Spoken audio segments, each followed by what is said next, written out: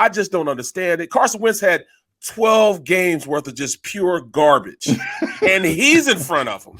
Come on now, man. I mean, that's utterly ridiculous, simply ridiculous.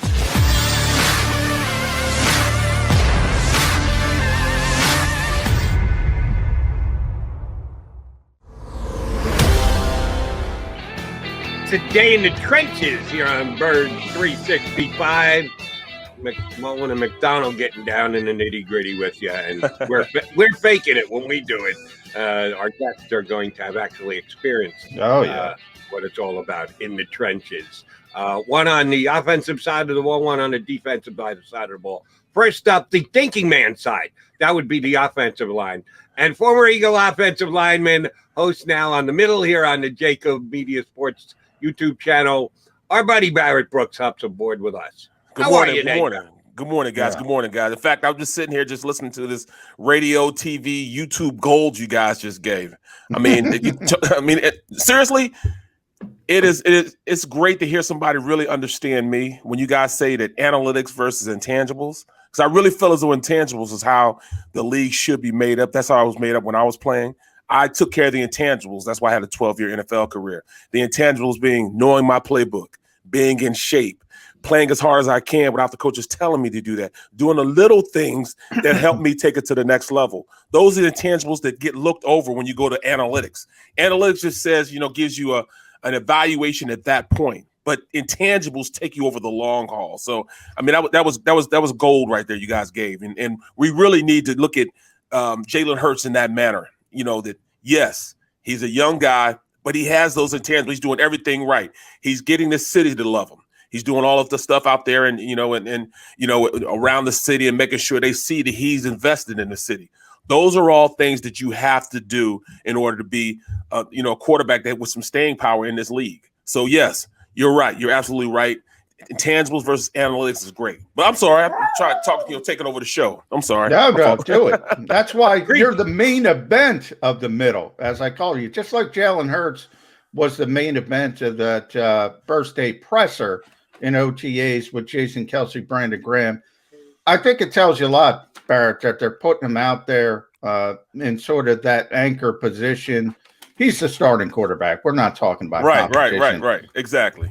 But that, the leadership, the work ethic, everybody likes the kid.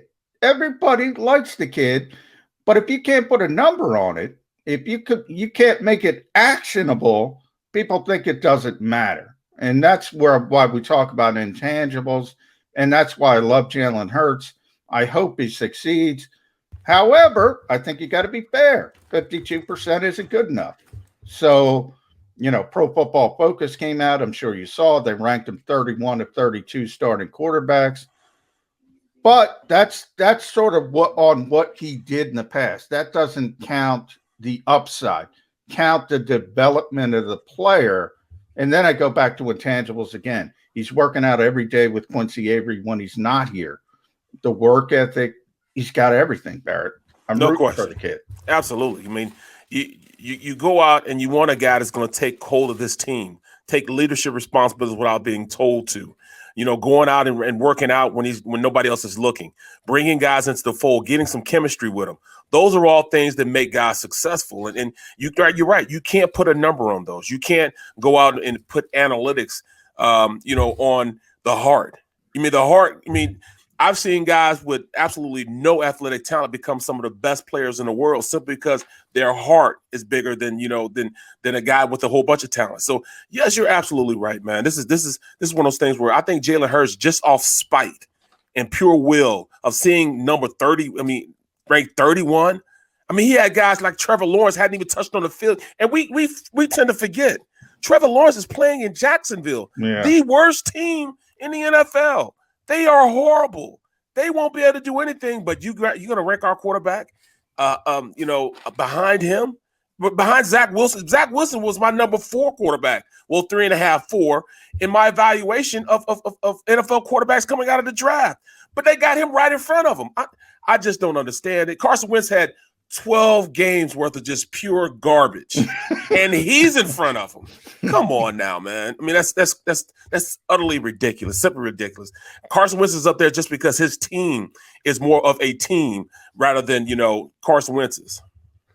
Barrett, you talked about how we as fans, and I do throw myself in as fans here as we do Birds 365, look at intangibles. We get pumped up about intangibles. We love stuff like that. We love Jalen Hurts' performance yesterday, saying all the right things to the John McMullen questions. But our opinion is nice.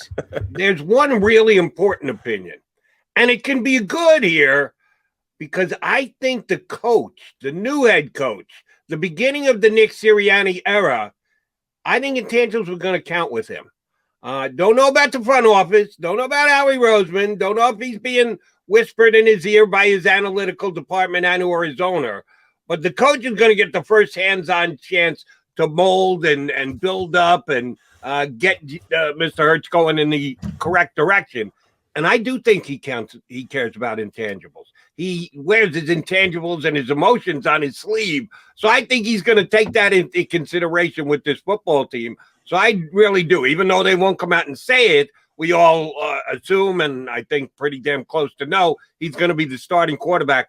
I think the coach is going to love him and go to war for him. No question. And you can tell this coach is a player's coach. And I played with players' coaches before. They give you an opportunity to win something because they get to know their players. They're directly tied to their players. They give them an opportunity to play to their strengths, not necessarily the scheme being the ultimate indicator of whether you're going to play or not. Some guys just have that it factor. I mean, this team is full of them. Look at Kelsey. Kelsey should not be as good as he is. He's just too damn small to be in the league as a starting center. Yet he's played at an awesome level. Almost, every year being a Pro Bowler, almost. It should have been, shoulda, coulda, woulda, but, he's played at that level. Guys like that who are not supposed to be that good, but played their way into being a dominant player because they're hard. Size didn't matter to him. And, kind of going to be just like, Smith. Smith, he is thin as a rail. You go, he'll blow away, but you cannot take away his heart. He's going to go out there and play, and I'm telling you right now, he's not going to be a guy that's going to be busting games open, going deep all the time. If we as Phillies fans are looking at that, he won't be that. But he will be a guy that's going to keep the chains moving, be that solid player that's going to get a quiet 110 yards here, 120 yards in this game, 100 in this game, 98 in this game. Why he keeps the sticks moving? Because he's going to be a great possession receiver. That's what he's going to be. He has game-breaking speed, but not the top-end speed that you want that you might have with Hill from Kansas City. But he will be consistently good every week, and those are the intangibles that we're not looking at as far as in our evaluation of who these players really are. Barrett, Howie's been busy the past couple of days bringing in players. Ryan Kerrigan, the most notable. But yesterday, and I want to get your thoughts because it's offensive line, it's offensive tackle. They bring in LaRaven Clark, who was in Indianapolis with Nick Sirianni, has some experience as a swing tackle. That got me thinking. I'm like, what does this mean? Does this mean they're going to trade Andre Dillard? Does this mean it's starting left tackle or bust for Andre Dillard? Or is it just about Nick Sirianni doing a Tim Tebow for somebody he likes and putting him on the 90-man offseason roster? What was your first thoughts when you see the Eagles bringing in another player at one position where they seem to have quite a bit of depth? Well, LaRaven Clark is one of those guys that, he fits what the Eagles like to do. He plays multiple positions on the team. He can actually play guard. He can play sub. He's not very athletic. He got okay athleticism. In fact, I kind of equate him to myself, as far as how he plays. But he's a strong player. He's going to finish plays. And, sometimes, just having a guy go out there and to just muscle guys will be good. That's what he is. He's going to be a muscle guy. He's going to be a consistent guy. And he's going to go out there and just get the job done. He's not going to blow you away with his athleticism, but he's going to be a solid player. Now, what does that mean for Andre Dillard? Dillard is making his own bed. What you're not seeing is Dillard doing anything to capture this coaching staff. you have to make sure that they're talking about you at all times when you're not a guy that, you're supposed to be the guy, but you're not that guy. Right now, I think Jordan Mailata has taken, steps to leaps and bounds as far as being the starting left tackle, which puts Dillard in an awkward position because he's a first rounder. And, when you're a first rounder, you're supposed to play. His body is right now ready to play, but I don't know mental if he's ready to go out there and take on a 17 game now NFL schedule and be dominant every single play. I think, he just, wanders away for a little bit, then he might get focused again, have a great, play here and there, and then he just wanders away again. In this league, you have to be consistent. He doesn't have that consistency, or I don't think he has that I'm not going to say heart, but I'm going to say that intensity that you need to play day in and day out when you're blocking for the blind side of your quarterback. And I'm back to Nick Sirianni again here, because he's the one who's going to make that decision. And we've had some really good, fun discussions about who should be the Eagles' starting left tackle this year. I don't know about you, Barrett, but I've got some confidence in this coaching staff that they're going to make the right call. That in years gone by this was a first-round draft pick and the organization is dedicated to him. I got the feeling that Nick Sirianni's coming in here and he's going to take the best player. He's going to be selecting the guy who shows him the most, has the focus in practice. He's not going to let something like where a player was drafted dictate as to who's in his starting lineup. Absolutely. You can tell he has a little more power going into this organization than even Doug did. Nick picked his coaching staff. He brought in guys that he wanted. Doug just won a Super Bowl. He didn't have autonomy to do that. So it just shows that he has a little more pull than we're giving him credit for. We're thinking he's just being a yes man. I think that he's going to go out there and make sure he gets things right. Now, he has that power until he shows that he's not good enough to wield that power. Once he starts making mistakes, then this is the type of, organization that they'll take the reins. They want what they want. And you have to go out there and execute and be successful in order to keep that type of power. So, looking at it, Nick at this point, it giving him a lot of rope. It's up to him whether he wants to hang himself or not. But I like Nick so far. Everybody's talking about the way he talks. I don't care how you talk in a press conference. I've had one of the most, harsh, whatever you want to call it, with Ray Rhodes. Ray Rhodes, his press comments were epic. His speeches in the locker room were epic. He just didn't know how to articulate to the average fan what was going on in the locker room. He'd rather cuss you out, tell you, hey, just look and see what we do rather than anything else. But, at the end of the day, that's what it's about. It's about you going out there and producing. And if Nick produces, they'll keep him, they'll keep him out there in a position where he can, hang himself, or he can go out there and, take enough rope to be a guy that's going to be here for a long time. Barrett, I still shake my head. By the way, I agree with you. But you said again that Nick Sirianni looks like he has more autonomy than Doug Peterson. That's like a whole nother show. Right. I can't believe that. But you're right. It's so bizarre to me. Right. But I do want to shift to what the Ryan Kerrigan decision meant to you. That guy's going to be 33 by the time week 1 rolls around. He could still play. There's no question about that, I think. But, Jeffrey Lurie coined the term transition, not any of us. Right. Why are you signing a 33-year-old guy when you need to figure out if Derek Barnett's the answer long-term, Josh Sweat's the answer long-term, both on contract years, by the way, and some of the younger players as well. And that's why Ryan Kerrigan. I think that they need that presence on the defensive side of the ball that, not just from a performance standpoint, because, you can't be a leader that's going to go up, be a rah-rah guy, people are going to list you and follow you unless you get some results. They needed more from the defensive end position. Derek Barnett, they don't trust him just yet to be a player that's going to be on the field, for a long period of time. The best ability is availability. He hasn't been available a lot of the times. Yeah. And, his results were, not flattering. He's been in a little position where he's been hurt a little bit, but he's also, when he's out there, he's made some stupid mistakes also as far as, late hits and things of that nature. So they need to stabilize that. And plus they need to get a really good rotation. I don't think Joe Osman is ready to be an NFL type of player. every down player right now. Say what you want to say. He can't be in the, as a rotational player, if he doesn't give results. You look at the rest of the guys in there, Jannard Avery. What is he? He's just one of those tweener type of guys. Is he just going to be a pass rusher? You just can't have that luxury to just having a pass rusher that you just bring it on third down. Kerrigan can play all 4 downs, first, second, third, and fourth on the goal line. He's that type of presence. And that's what they needed. Brandon Graham, he's up there also. What is he, 32? It's going to be 33, yeah. Yeah, be Same 33. age, yeah. Exactly. So, he's going to need some reps that, somebody can come in and play on both sides.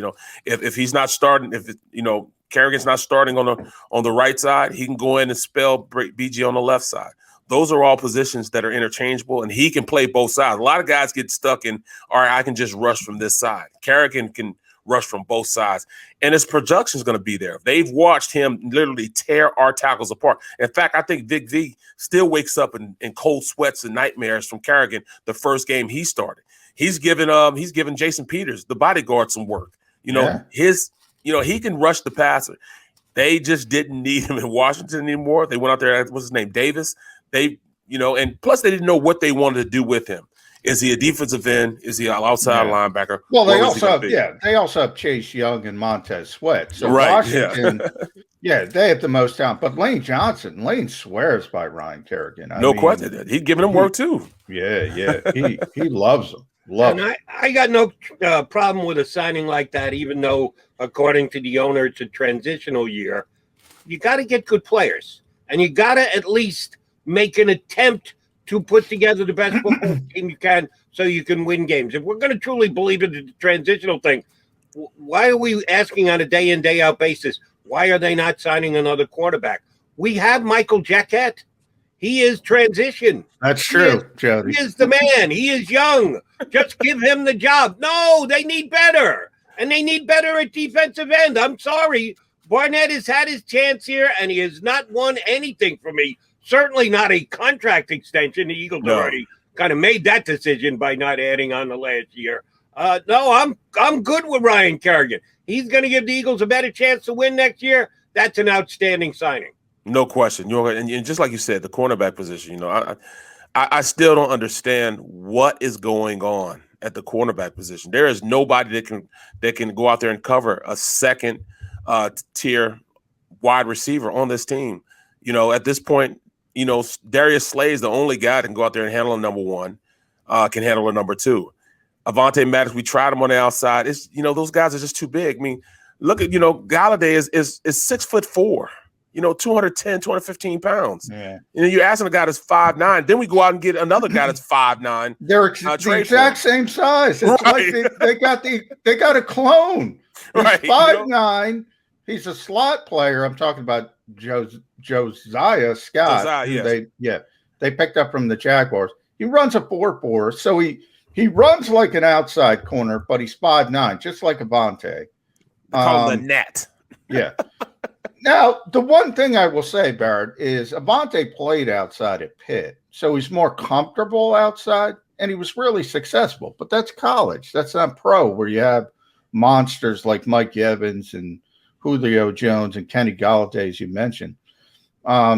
They just don't have enough length. But I look at that Kerrigan signing and say, okay, is that what the Eagles are they saying we couldn't get a cornerback, so we better get to the quarterback? Is that what sort of a different way to go about the same thing?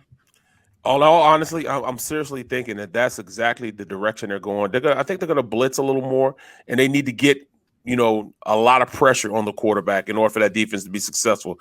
Hence that's why they went out and got Jacoby Stevens. I think they're going to make him, they're going to play big. I call it big nickel, but when you put 3 safeties in the game, put your best athletes out there, and he's big enough to play both, linebacker and play safety. He's fast enough. He can cover tight ends, cover running backs, go out in the slot and cover sometimes. They're going to need that player that they can rush off the end, rush them from the inside. They're going to have to generate pressure from bringing guys if they don't go out and get some cornerbacks, because I'm just being honest. I'm tired of holding my breath and my stomach, getting, turned in knots on every third down because they're gonna go out there and complete the pass because our corners. I love it. I love the heart. I love the enthusiasm the guys go out there. But sometimes, numbers take over. Just like say you talk about analytics, numbers going to take over when you have somebody 6'4", 215, 220 pounds running a 4.3, and you got a guy that's 5'9", and 185 pounds trying to guard him. Those analytics are sitting right there in your face.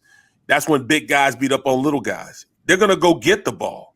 You know what I'm saying? So that's where I don't understand why we didn't go out there and actively go out and get cornerbacks in this draft. It just didn't make sense to me. It still doesn't make sense to me. We still haven't brought anybody in that can go and handle and be that number 2 defensive back. The wait to the 4th round is almost a travesty as far as, drafting. I understand you love offensive linemen, you build in the trenches, but we needed offensive linemen like Carter D. Liverpills, man. We needed it, man. Oh, remember you said that Landon Dickerson when you get your chance to meet him, that Eagles didn't wasted a pick in the 2nd round. By the way, Barrett, Landon is a big, big boy. My God, if that's a center, 6'6", 330, whew, he is. I don't know. I think he's going to be fine if he's healthy. Right. I don't know. How do you throw over a 6'6" center? Well, I played with a guy like that, Mike Compton, when I was in with the Detroit Lions. Mike Compton was about 6'6". He wasn't as big as him. He's about 6'6", maybe 310 pounds. But he was the same type of guy. He might have been 6'6" and a half, but he was able to bend, get low. I don't see him necessarily being a center. I think they're going to make that transition. Sam Model's going to boot over. He's going to be the center, and he's going to pop right in at left guard. He's just a physical type of guy, man. A physical player, nasty. He's polished. He just needs to stay on the field. He has everything that you want from a nasty player that's just going to go out there and just choke you every single time. He's going to finish you, and I love him as a player. I just think that he was a luxury player at the time we picked him, and we don't have the time to be a luxury picking type of team. We need D-backs so bad. And I'll play Howie Roseman for you a little bit. I don't know this for a fact, but I'm just judging the moves that the Eagles have and haven't made. He's sitting here during the offseason. He knows where he needs upgrading. Could use some upgrading at the edge on the pass rush. He certainly needs update a cornerback. He's got offers out there. Let's say Nelson is holding out for $5 million, and he wants a multi-year deal. And the Eagles don't want to go multi-year, and they don't think he's worth a $5 million player. But Kerrigan, you can get done at 3.5 right now. And Howie Roseman looks at it and goes, well, who's the better actual player for this upcoming year? Well, Kerrigan. And I'm getting him for cheaper?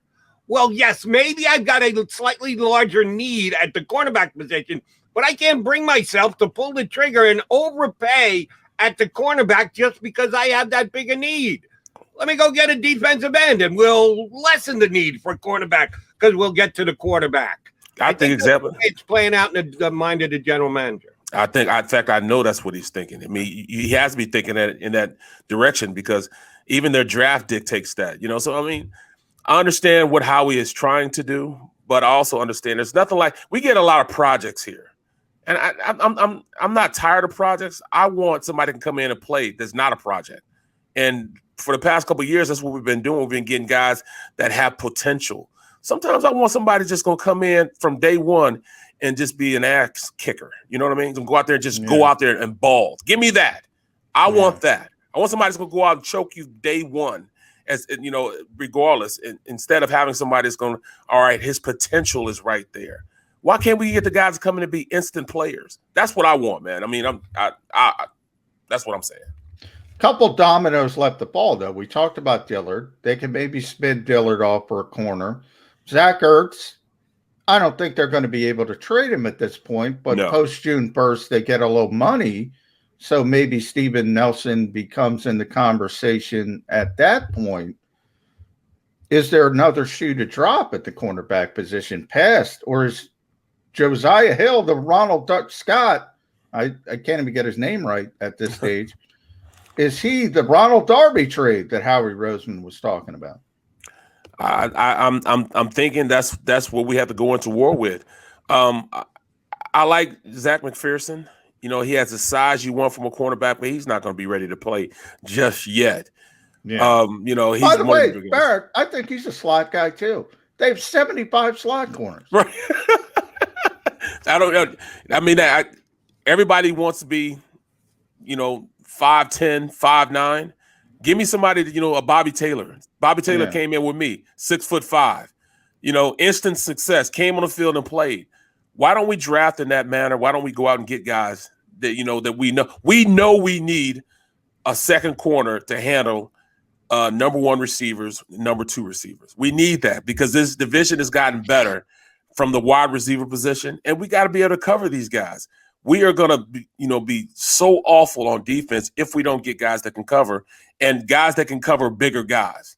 I mean, that's just the nature of the beast, man. These guys are big now, they're fast, and they're polished. If you don't get pressure on this quarterback, man, it's going to be a long, long season for the Eagles defense. If they're going with quantity over quality, why isn't Cravon LeBlanc black? Right. I was okay guy. They might sign him today. Who knows? Right. That's what I mean. Just keep adding up the slot guys. One of them's got to be able to step outside and play, right? Put them together. Quantity over the quality. Right. Maybe we put them together and have them go out there and play, you know, double team. Hey, bring Nickel Roby Coleman back as well. Let's bring them all back. No, I saw all enough. the slot corners. Way overrated last year. Let's collect all the slot corners. But I do, you know, Barrett, it is Trenches Day on Birds 365. So the biggest question of all, could Barrett Brooks move Hollis Thomas on the stuff in the run? That's what I want to know. But I think it'll be a stalemate because, you know, once he roots down, he's not going anywhere too fast. But once he roots down, he's not going anywhere. Put it like that. He's not getting there too fast, but he's not going anywhere too fast either. You know, he's going to be a root. I remember when they first brought Hollis in. Oh, my goodness. When they brought Hollis in, I was in there with Ray when they brought him in, and I'm sitting there talking to Ray. Ray was like, hey, Brooks, come check this guy out. You know, you're from St. Louis. Come check this guy out. Yeah. So I go in, I sit down, and I'm watching Hollis Thomas. Guess what is playing in the back? Usually you have highlight films, and you don't put music in it. You know, this is VGR tape. You know, it's VCR. Sure. Hollis Thomas's highlight tape has Eric B. and Rakim. I ain't no joke. I used to let the mic smoke. That's in his highlight tape. That he sent to Ray Rhodes. He sent that to him. So I'm sitting there listening to it. I'm jamming like, hey, this kid's pretty good. Yeah, Hollis is good. And we're listening to Eric B. and Rakim while we're doing it. So that's the type of player Hollis was. He wasn't drafted, but he was moving the crowd at Northern Illinois, man. Now, how many inches do you have on Hollis? Probably about 5, 4, 5. I was gonna say you had some height, but Hollis, when you said when he sat down, there was very little you could do to move him. He was a tank in his days in the National Football League. I got to tell you, Barrett, that's brilliant to put Eric B. and Rakim on your. You know why? Because my wife loves The Voice. I can't stand the show, but every time I step in. Like if they're doing a song that I recognize, it's automatically better to me. Right. I think Hollis was second level there. You make people like the music, and all of a sudden they say this kid's good. There's YouTube before YouTube was even here. Yeah. That was a YouTube moment. You know, you hear the background. I'm sitting there dancing to it, and he was demoing out there. He didn't get an opportunity because he was in Northern Illinois. Yeah. And you know, but as for his ability to you talk about rerouting receivers. He used to reroute offensive linemen. That's pretty good. We used to double team him, and he used to take one guy and push him off and just sit there with the other guy, hold the other guy like this. Like we would literally double team him. He'd have me like this, and then the other guy he'll just throw to the ground. He'll just sit there just like they're in the hole. And that'd be the extent of his movement. If the ball came his way, he's gonna stop it right there. But he's not chasing anything going the other direction. Yeah, Believe that. They'll come to me and I'll be ready. Right. Those big guys in the middle. I remember Kelsey would tell me Linval Joseph, man, you could not move that guy. Just he's with the Giants. You could not move that guy. Just strongest guy in the league. That's what Kelsey told me. No, you know what? I played against a guy named Jumpy Gathers. Jumpy Gathers was so strong that I can remember I went to double team him, and he had grabbed Steve Everett, and he had this thing called this forklift where he would grab it from the back and he push your chest in. And when he put your chest in, it's almost like he picking you up in the air. We call it the forklift. And he pick you up in the air. and he would actually hurt your back, and he actually ripped Steve's pec muscle by doing it.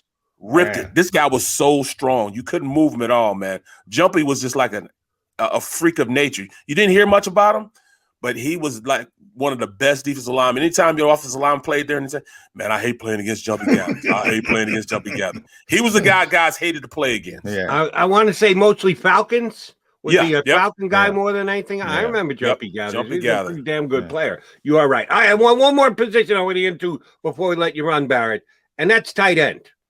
We know that Dallas Goedert is going to be the starter, although Nick Sirianni probably won't commit to that just yet, right? Because he loves that competition. But we're all pretty sure it's going to be Dallas Goedert.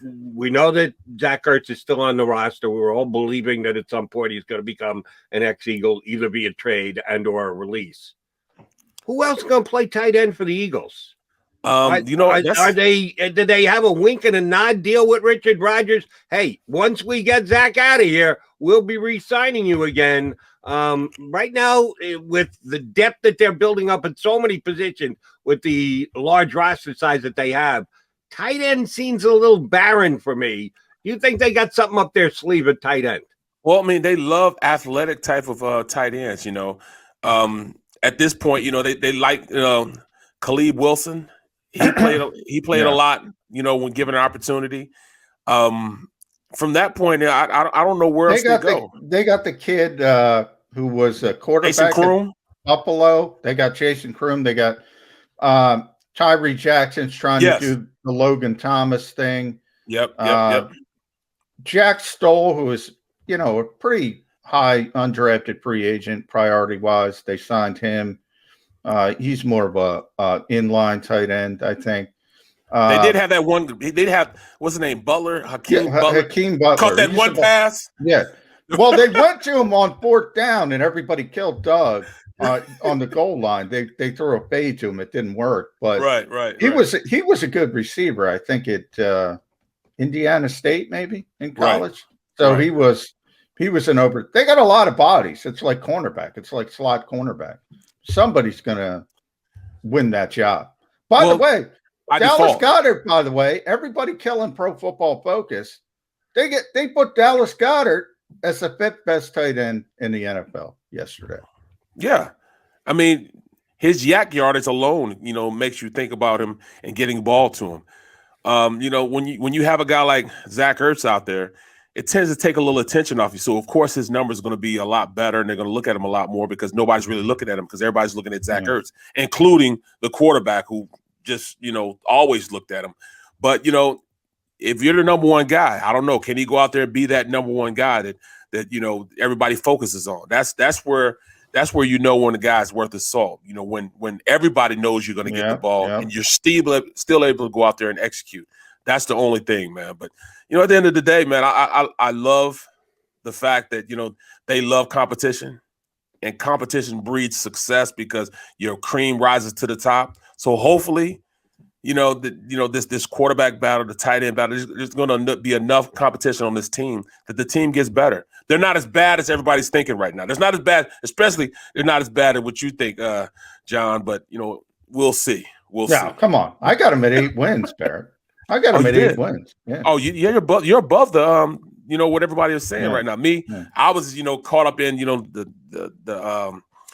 when they went out and put the schedule out there, and I got caught up a little bit, and I stopped looking at it from the Eagles. I was looking at it like, all right, I'm a NFL football player, so looking at this, man, I'm looking at this. Oh, these are gimme games. But the Broncos are gimme game. Detroit's a gimme game. I mean, they're going to beat the Saints because the Saints don't have a quarterback. That's a gimme game. But then I thought about it. Wait a minute. The Eagles are everybody else's gimme game. So I had to pump my brakes a little bit. I had them like an 11-6, but then I had to pump my brakes, come back to reality. I'm right around about 8 wins, maybe even sneaking in a 9 because they're a lot better and sneak up on some people. Yeah. All right. We're glad to hear that. John and I ran it down. We did the win-loss thing, and we came out both at 8 and 9. So we're all in the same neighborhood. We're glad you hopped into our neighborhood today. Tell your neighbors over there on the middle we send our regards, Mays and Eitan. Now, you guys do it all remotely. You can't actually reach over and smack Eitan upside the head. That doesn't work. No. We can't do it. He'd sick Ace on me, his dog. He'd sick Ace on me. Beware the ace. Barrett, thanks for hopping on with us, brother. You know we'll Thanks a be lot. calling and get you on in a couple of weeks. Thanks, buddy. Appreciate Thanks, it, fellas. Barrett. Have a good one now. Barrett Brooks, former Eagle offensive lineman, host on the middle here on the JAKIB Media Sports Channel. We are the Mac guys. We've still got an hour left to go. Next hour, we will have that fire plug that we discussed last hour. Hollis Thomas, the ex-Eagle defensive lineman. I'm sitting at 60-some-odd%. John gave him an 89%, almost a lot. Yeah, but that he was gonna be on. Xander shook my confidence, Jody. Okay. Xander shook my confidence. And I've done shows with Hollis on the radio. Great dude. Fun dude. Yeah. If we get him on, we'll have fun with him. I can guarantee you that. Sometimes he shows, sometimes he doesn't. We'll see if he shows with us today. He's scheduled to hop aboard in about 20 minutes right here on Birds 365. If you missed any of today's show on the JAKIB Media channel, listen to the podcast on your way home. Available on YouTube, Apple, and Spotify.